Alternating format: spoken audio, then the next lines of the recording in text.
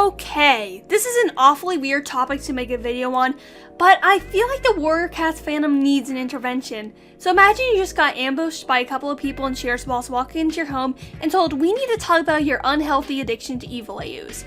Warrior Cat evil AUs technically started off very early in the fandom, around 2013 with Cleavepool or Leafpool with Meat Cleaver.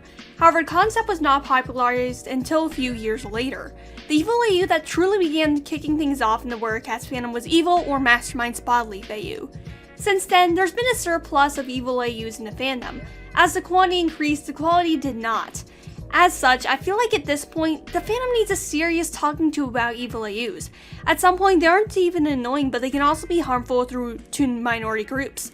So let's discuss. Just as a note, please do not harass people who made evil AUs in the past or made the AUs referenced in the video. Most of this fandom are minors and they may have been unaware of these issues. That's why this video is made, to educate others. Before we get started, if you are new to this channel, please think about subscribing. I regularly post Wings of Fire and Warrior Cats content so you'll never be bored. And to my current subscribers, thank you so much for supporting me. I wouldn't have gotten here without you. Now let's begin. Evil AUs can be nonsensical to say the least. The characters they choose barely make any sense and could easily fit into a spoof map where everyone is evil. Sometimes the motivations do not even fit the character. It either doesn't fit well with the character's backstory or ends up ruining their characterization. Aaron Hunter ruins characters already, don't let the fandom do it as well. The vast majority of times the motivation happens, or is even explained, it ends up being manipulation from a Dark Force cast. An example of this has to be a Rainflower map, which said the reason she was ableist was Maple Shade's tampering, which, please no, people can be ableist or shitty on their own and not everyone is misled into their actions. However, almost every single other female character in an evil AU has the same motivation. Let's demonstrate using a quick pop quiz. Which evil AU has a main character who manipulates the Tom they are obsessed with and her bloodline from beyond the grave? A. Evil Silverstream. B. Modern Evil Spodleaf. C. Maple Shade from the canon. Or D. All of the above.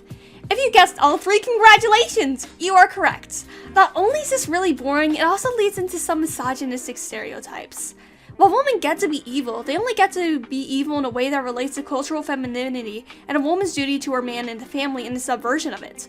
Examples of this includes revenge on a cheater or going mad after the death of children. They never have any other motivation like wanting power or respect. It has to be about a man. Evil Spodleaf, back when it was known as Mastermind Spodleaf, did not have this trait. Spodleaf did have a focus on Firestar, but that was because he represented her stolen youth and was easily used as a pawn. Her end goal was conquering StarClan and having total control over the clans. However, in later versions, her motivations changed to being loving and possessive over him, a massive downgrade if I do say so myself, as it makes her much more shallow. These stereotypes also lean dangerously close to yandere trope, and are sometimes even described as yandere. There's a whole other can of worms that I do not feel like covering there, and I'm not qualified in saying that as I do not have bipolar, and I recommend independent research in that field, because there's a lot of differing opinions, and I do not want to mislead anyone. Going back to the evil AUs and not just misogyny, the actual evil stints in evil AUs could be a redeeming quality if they were actually interesting.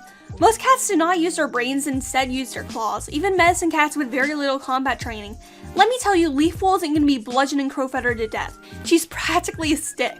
There are a very large number of villain types that haven't been properly explored, but instead people stick to the murderers. A few archetypes I think would be interesting include an opportunist who takes advantage in a lack of a resource, a cult leader, or an elder or a mother who manipulates kids into having hateful opinions towards another clan, or a cat who wronged them.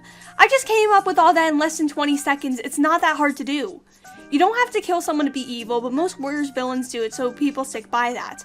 And the deaths that happen tend to be pretty boring. It's almost always a single claw mark against the throat or something stereotypical like that. The victims barely even struggle most of the time, and that leads to poor tension. Cleavepool may have been a mindless bloodbath, but at least the deaths were pretty interesting, like Barrynose being crucified.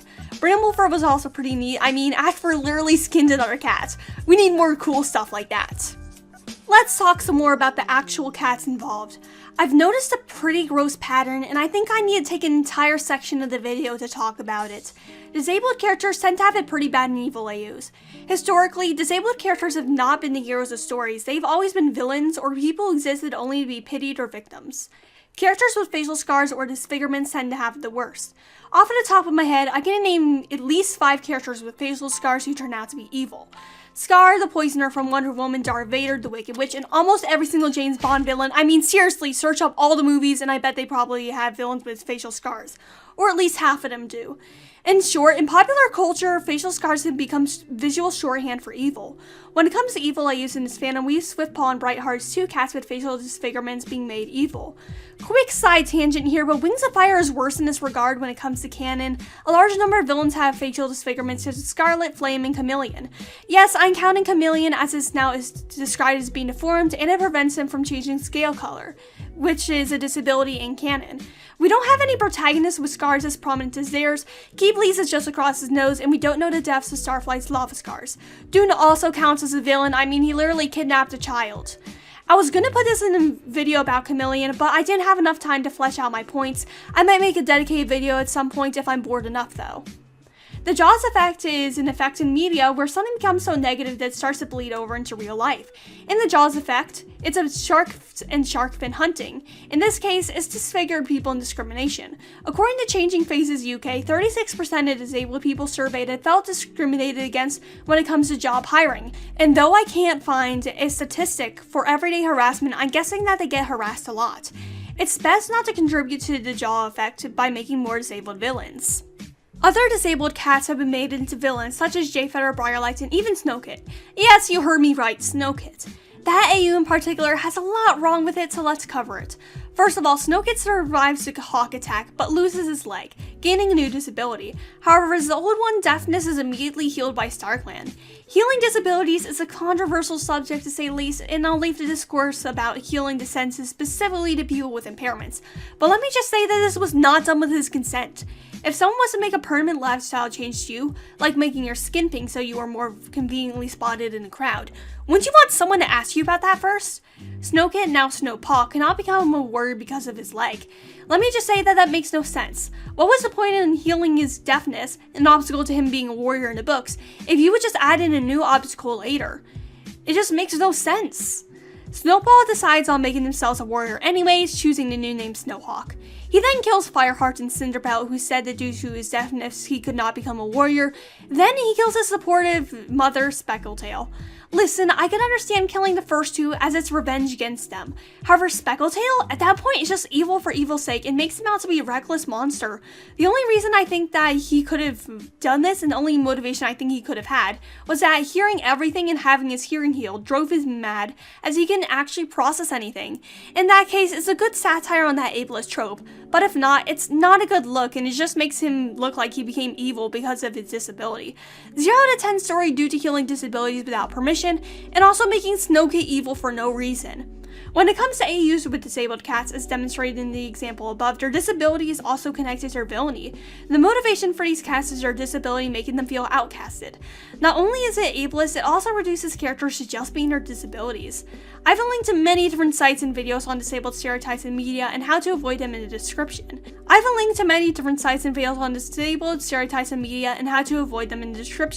I recommend reading all of them. All of them are very well cited, and I feel like it applies to the fandom very well. That's all I have to say about this matter. What is your opinion on the evil AUs? Do you have an evil AU you would like to share? Comment down below. If you like this video, feel free to subscribe. I make Wings of Fire and Warrior Cat videos pretty often, and your support would mean a lot to me. And to those who have already subscribed, thank you for your continued support. I wouldn't have got here without y'all. That's all. Peace out. Have a good day.